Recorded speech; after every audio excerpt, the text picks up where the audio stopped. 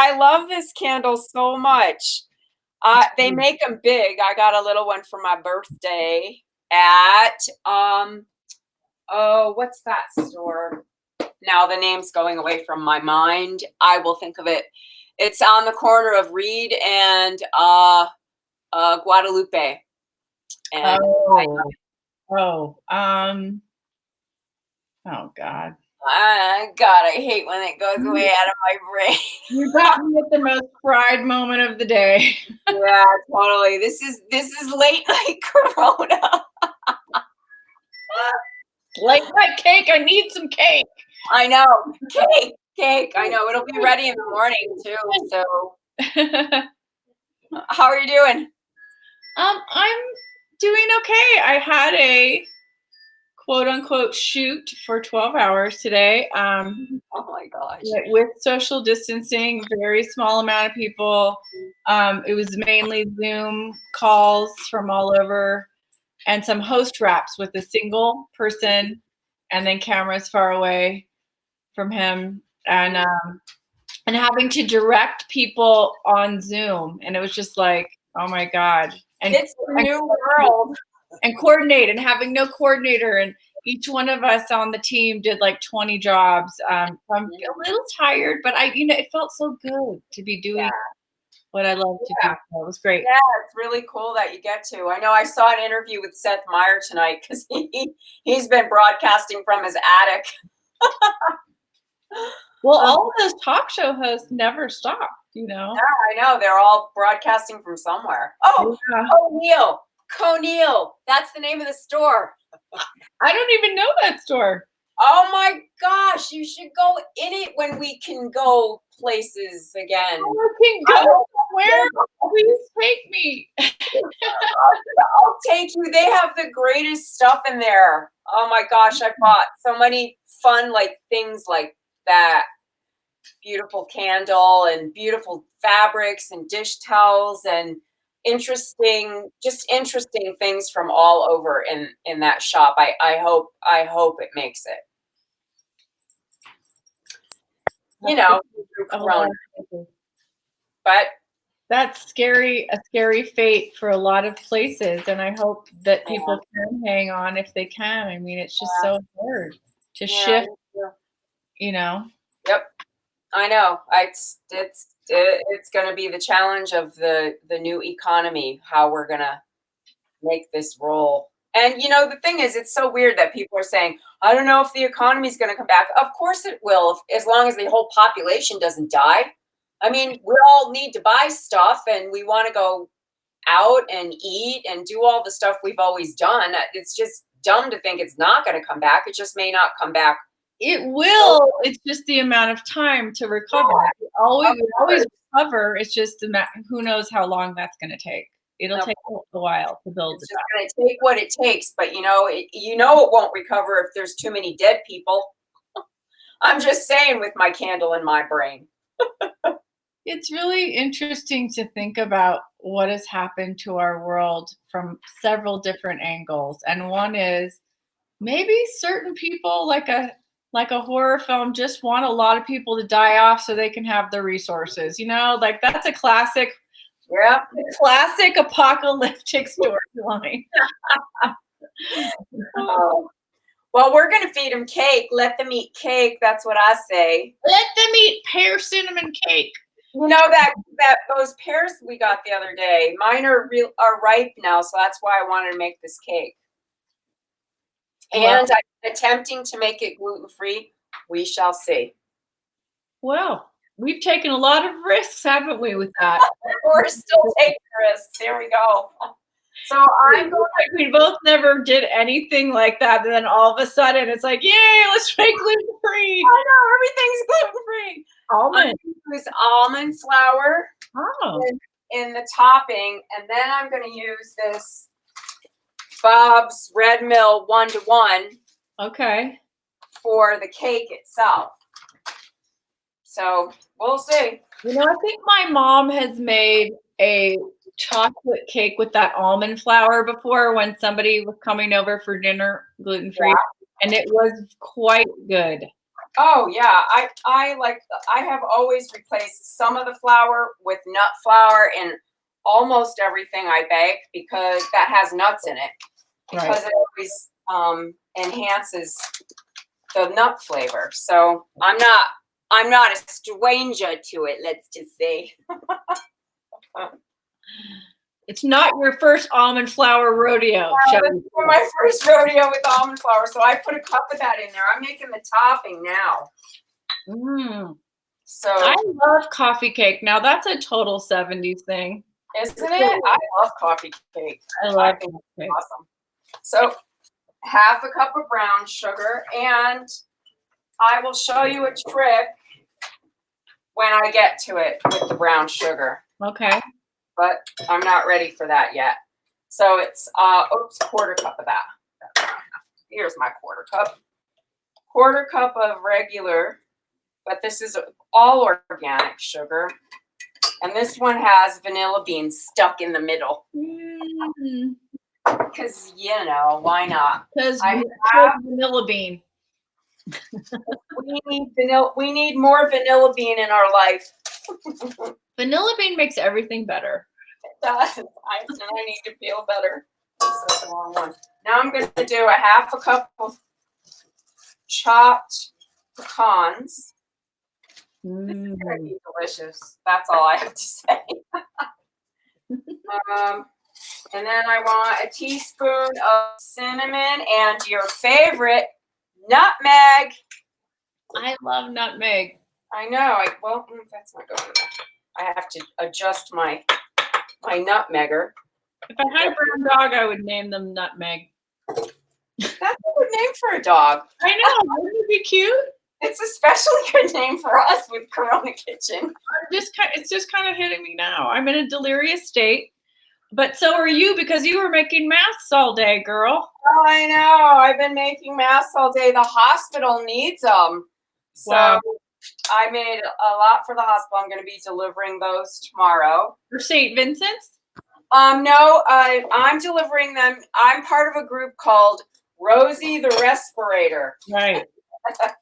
And they are the ones who are distributing. So I just need to get the masks to the distribution center. But she called me today, one of the organizers, and said the hospitals are like needing 1,000 a day or some ridiculous thing like that. So I don't know. I'm doing what I can. That's all I can tell you.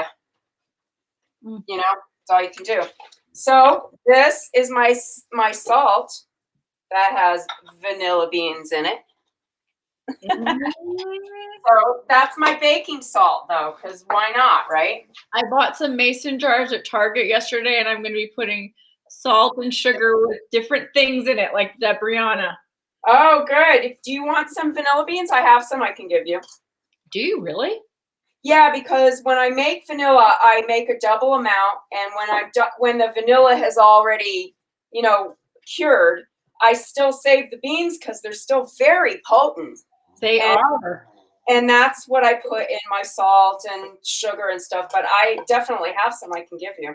So let's just say, asking for a friend. If someone were to make creme brulee, for example. Oh, creme brulee, shall we say? You just, open it up and slice out the innards of the vanilla bean, right? To put it in a brulee. That would be a super good thing. Except, the vanilla beans I'm giving you, the already sliced out. Okay. But you could always put that vanilla bean husk in while you're heating something, or you know what I mean, like that. Yeah. All right, so I had already melted a stick of butter, because what isn't better with a stick of melted butter in it? I use butter every single night on this show, and it's starting to show up in my jeans when I put them on. Okay, so there you go. Oh, that's the best. Okay, but we're not done. So I'm gonna take these gorgeous pears. Look at them. Wait, there's more. There's more. I'm going to put 2 pears chopped up in half of this. So what I'm going to do with the core of this pear is put a little bit of it in my brown sugar. Oh, is that your secret? That's my secret. Just a little thing like this in with my brown sugar, and it will not get hard. Okay, wait a minute. Yeah. So what you're saying is you're going to put the core of a pear in like where you keep your brown sugar, and it's going to keep the brown sugar from getting really weird and hard. From getting hard, yes. But I'm just putting it in here. But it doesn't like get moldy or strange or anything? No, because I keep my brown sugar in the refrigerator. Wow. And that's how it stays soft. Like sometimes if it's really like this is a wet pear, I've done pieces of apple or pear. If it's really wet, it might lose its color right around the area where it is. Yeah. But so what? So it's like a device that adds moisture, and they just take from the apple or pear. It's just like sugar needs it and dries it out. Yeah. Wow. I did not know that. So there you go. Well, I'm going to take half of this. Where's my other bowl? I'm going to take split this in half. And I'm going to put half with the pear and half without the pear. That's going to be so good. Are you going to eat that tonight? Like late night? Yes. Yeah. The cameraman has spoken. And if you weren't late, I'd be having it right now. No, well, this will be good in the morning for me. I won't eat it tonight, but no, tomorrow's I think good. that looks like enough pear. I don't know. That's a giant pear. Are you guessing? Well, it says 2 red pears, about a pound. I guess I have to do 2 because that's not the pear's not a pound. It just looks like a lot of pear. I don't know. They're big pears. They're big. They're really big pears. So I'm gonna cut this one a little not so close to the bone, and I'll put it in the fridge and do something else with it. Your new camera is really nice, by the way. Thank you. It was an adventure getting it here because they kept saying it was coming. Then they said it was lost. Then I said I want my money back, and I ordered another one, and then it showed up the next day. It's just, I don't know how anything gets done right now. It's such chaos. It's total chaos. I know. It is. Everything is chaos. Chaos. I got it. So there. You got it. Yay, just in time. It's very nice lighting too. It's kind of like you're like in this vintage sort of beautiful light right now. I don't know. I'm in the cinematic mode, okay? And I'm vintage. Okay, so I mixed the pear in with half of it here, so I'll show you. Okay. Oh. Ready? Okay. Now I am going to move on to making the cake. And this recipe does not call for ginger, but I feel like it should be in there. Because of the pear. Yes, I love ginger and pear together. So that's what I'm doing, and I'm hoping that wherever I got this recipe from, Kitchn something, isn't mad at me, but oh well. Brianna twist. It's your right as a human. It's my thing. All right, so I'm going to mix all the dry stuff together. So this is 2 1/4 cups. Where's my cup? Here. My big cup. No, I don't like to mix cups. I'm like your mom. Don't make me my cups. Okay, so this is the gluten-free flour. Okay. It's called 1-to-1. Okay. You are supposed to do it the same exact way that you would do flour. So there's no like adjusting it. But that's something you should be aware of if you're doing gluten-free, because not all of them are 1-to-1. Even though I had 1-to-1 last night. But Andy, this one says 1-to-1. They make it real simple. Wonderful. Yeah. So even we can do it. And I cannot find my quarter cup. Now I don't know where that is, but I'm going to use half of a half because I can do math. Yes. It's good to be able to do math. Okay, 2 teaspoons of baking powder. Powder. Powder. It's the powder. Now, I am going to do a Corona thing. Oh, drum roll, please. Drum roll, please. Drum roll. So, my husband get the yogurt out. Mm-hmm. So there's 2 teaspoons of baking powder going in here because you're just going to kind of stir all this together. Now, I do not have sour cream. So I'm going to use full fat. Oops, turn it this way. No, don't tell me yogurt. Yogurt. I knew it. But when you replace the yogurt for the sour cream, for a cup of yogurt, you want to add a teaspoon of baking soda. Really? Now, don't ask me why. It's just what I've learned. Okay. I thought you would say something like fat or some kind of other dairy thing, but no, it's baking soda. No, it's baking soda, and it has something to do with the acidity. Okay. All right. So I only really wanted a quarter of a teaspoon of baking soda, so I added 1 1/4 into my ingredients. We're really just mad scientists. That's all we are. I know. Well, that's what it is. It's all mad science. Now I'm going to add my vanilla salt. Yay. And I'm going to mix that up with this funny spoon. Okay. Then I'm going to use my handy dandy KitchenAid. Yay. Yay. Yeah. KitchenAid should be a sponsor of Corona Kitchen. Come on, KitchenAid. Yeah. Serious. Okay, so I have this.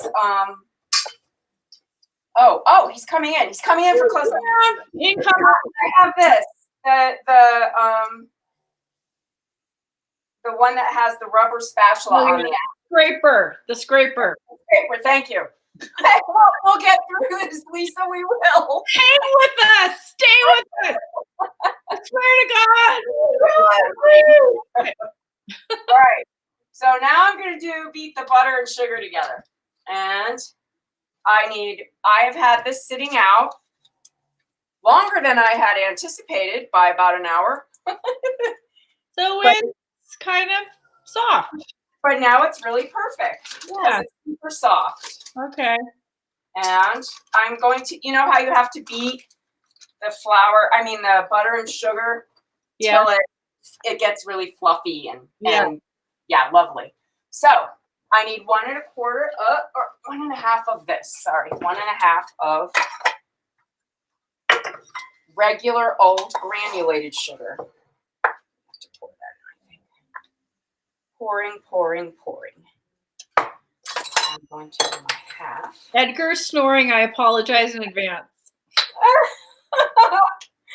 Aw, Edgar. Edgar, come on. Oh, he heard you and his head just went like this. Aw, so cute. Edgar. What am I doing? 1 1/2. I know you can't eat cake, but trust me, it tastes good. Yeah. Did you eat on the set or are you eating here? We had the Taco Foundation. They did takeout. Oh, that's nice. I love Taco Foundation. I love it too, but I gotta say, the mole was not. It wasn't up to their usual standard. And I was thinking, oh my God, what if we made mole on Corona Kitchen?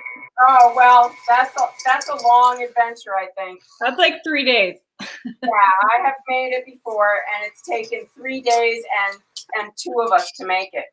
I know it's so much work, but it's so great. Oh, it's my favorite thing. I love it. When Obama was inaugurated, I had a big mole party. Okay, so I'm going to let this go until it gets light and fluffy. So it's a stick of butter, 1.5 cups of regular sugar, like granulated sugar, not brown. Okay. And then medium high now. Oh, that looks beautiful. Then I'm going to add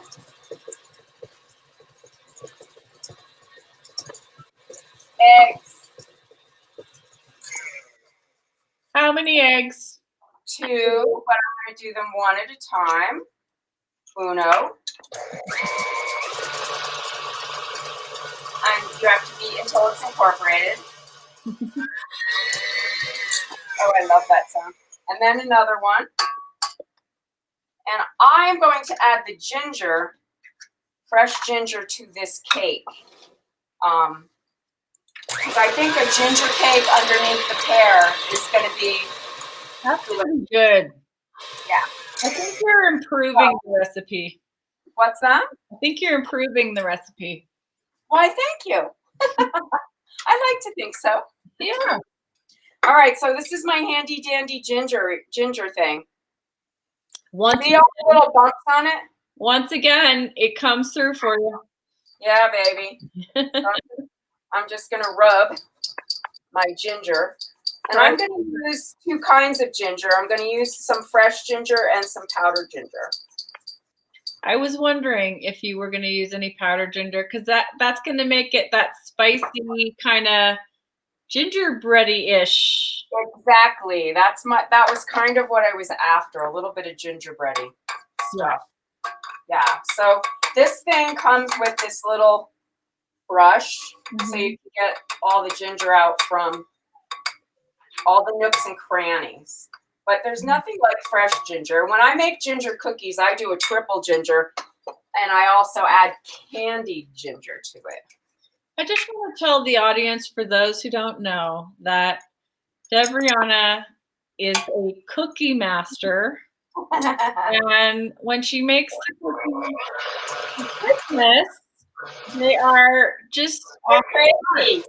I think you have to do a Corona Kitchen, just a cookie cookbook alone. Yeah, the cookie thing. I've been doing that for, I don't know, my whole life, I think. I mean, but it's like you get her cookies and they're just these, each one is a gift, and they're not like anything you've ever had. Aww. I marveled at it. I can't tell you. I was so moved by the creativity, the taste of them, the uniqueness. Really quite stunning. And I say that seriously because it's true. Thank you. You know what was so funny? Like, I've been giving people my Christmas cookies around town for years. And I mean, probably 30 years I've been doing this. So people get on the list over the years, and then they get upset if they should fall off for some reason. They fall out of favor with you. Well, no, I just don't see them anymore. Like, you know, there was my friend Robert. I used to see him all the time, and then he moved, and they moved, and they got away from me.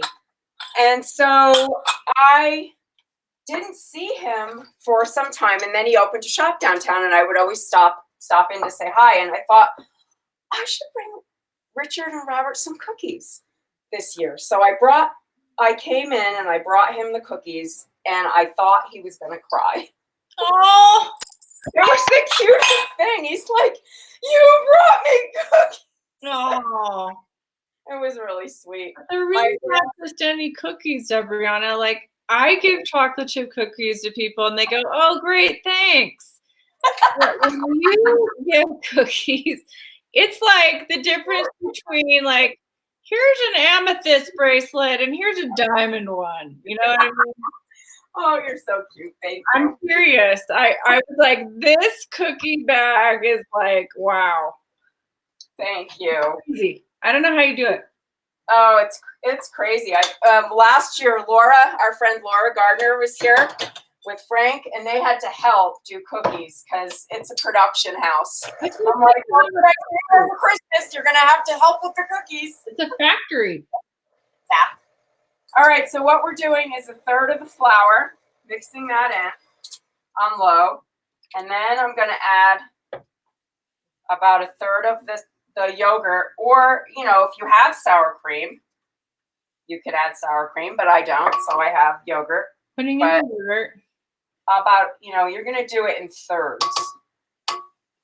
So that's going in next. I make a chocolate cake that you have to do this too, just bit by bit. And I don't know the science of why that is, but I know that I've done that before in recipes where you do, you know, you alternate the liquid and the flours. I just never thought of the acid aspect to what you're talking about, but it makes sense.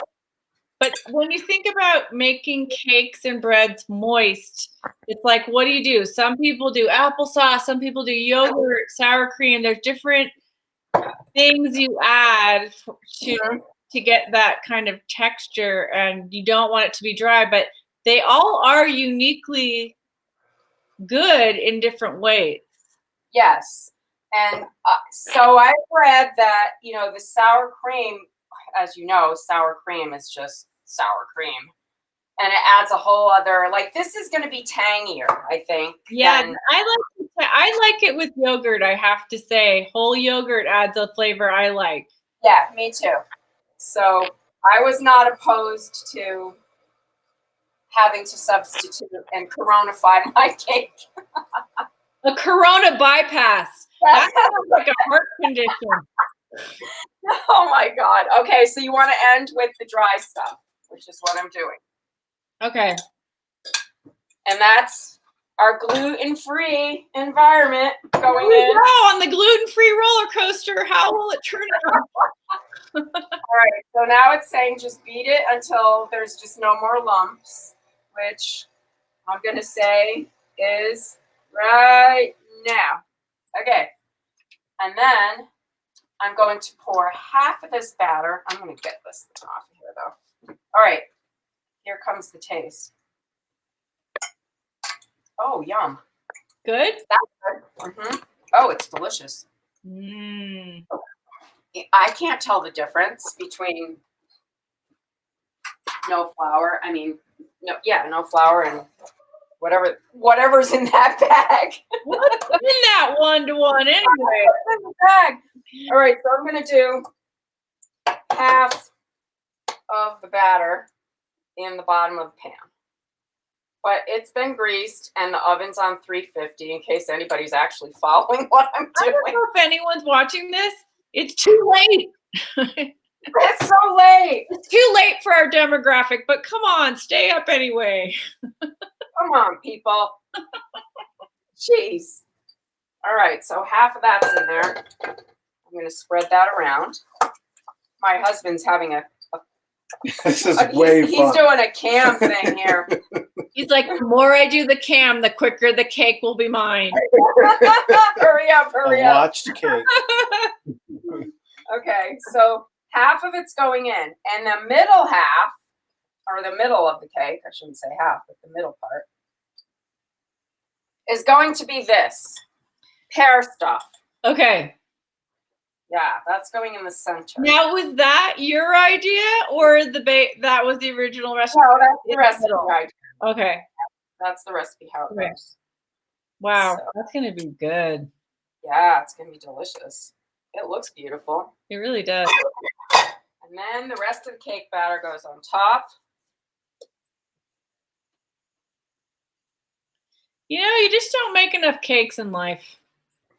I know. Well, how often do you get a chance? Usually you're racing to make a cake. You're like, oh my God, it's someone's birthday. I have to make a cake. Hurry up. How much time I've wasted not making cakes. That's it. That's really the thing. Because they're so satisfying when they're good, and it's a special gift you can give yourself and others. Yep, and everybody enjoys it. And this is the new kind of cake, gluten-free. Right. All right, so then the topping is this part. Mm. And I thought I didn't want to add the ginger to this part because I really liked the idea of this having the cinnamon and nutmeg flavor, Mm. and that the cake would have the gingery part. You're going for the complexity. I am. I didn't want to overpower any one place, before it's time. That just sounds so good with coffee. Yeah, it's gonna be good with coffee. The thought of having that with coffee, just wow. What time do you have to go to work tomorrow? I have to be in Albuquerque, which I have not been in Albuquerque in over a month, and I have to be there. We decided 9:30, so it's not too bad. No, I was just gonna say you want to do a drive-by cake. Maybe on my way back. Okay, so this is going in a 350 oven, and it has to bake for about 80 minutes. So 80 minutes. Okay. It's a pretty dense thing. So the thing is, I'm gonna check it around 50 minutes. Okay. And make sure that it's not browning too fast on the top, because you might want to put tin foil on the top if it is, because that's a long time for a crumb topping to be in the oven. You don't want it to burn. And you don't want it to burn. Yeah. So that's what I'm going to do, set my timer for 50 minutes. But, it's the same old. Put the cake tester in until it comes out clean. And this is, where'd my cake tester go? Here it is. Make your house smell so good. Yeah, it's going to be good for sleeping, I think. Maybe I'll sleep tonight. This is my cake tester. That's adorable. Isn't that funny? I've had it since, I don't know, 1912, maybe. Wow. But I love it. I like it better than a toothpick. It goes deeper. It's a long, thin metal, it's like a metal toothpick. And it has not failed me. That's the important thing. See, if we had a store, online store, we could sell those. You could have your own. Yeah, because I would have them made right now, because boy, it's hard to find them. And you don't have them. I'd like to have one, and I don't know. I've never seen one like that. It's so cool. It's my favorite thing. I would be very upset if I lost it. Okay, I have now destroyed the entire counter. It looks like that's a little bit of cleanup. A little bit of cleanup, but hey, I've got 80 minutes before the cake is ready, so. There it is. I can't wait to see it. And then, so there's nothing on top of it. It is what it is with the crumble, and then it's going to be. Oh, yeah, but what I did today. I made ricotta. In your spare time? I did. I had to, because I'm making a very special thing on Sunday and I needed ricotta for it. And I thought, I'm home. Why don't I just make it? So I did. But because of the Italian part in you, mixing ricotta and whipping it with confectioner's sugar. That's good. Yeah, that's good. This is my ricotta. Wow. Isn't she beautiful? Oh my God. I know. She's gorgeous. It is so good. Well, you should do a little ricotta tutorial on the show. Yeah, I just might do that. And I used a really cool salt. So the thing about ricotta, which I can tell you now, is the most important thing is the quality of the milk and the cream and the salt, because basically that's all that's in it. And then a souring agent. You can use lemon or vinegar, white vinegar, but I use lemon. And I have this cool salt that Janet Davidson brought back for me, if I can find it. It's black lava Hawaiian sea salt. Ooh. So that's what I used in it, which was really interesting because you could see the black, going through all that milky white. It was very cool experience. You could film it in slow-mo. Yeah. Just watch the salt go through. Wow. That's gonna be delish. Yeah, it will. So Sunday, hold on to your horses. It's going to be a good weekend for food for the show. You don't want to miss it. Don't miss it. Okay, well, stop by if you want to stop in the morning on your way, or if you want to stop on the way back, just text me. I'll call you on my way back. It's only going to be a few hours, and I have to do interviews all afternoon, but. Oh, you'll need that for a pick-me-up. That sounds pretty good. Thank you. Okay. Well, thank you everyone for tuning into our late night cake episode. Woo! Thanks, everybody, and we'll see you tomorrow. Staying up past 30. Okay, everyone, sleep well, dream of cinnamon and sugar and all good things. Yum. All right, can't wait to see it. Bye. And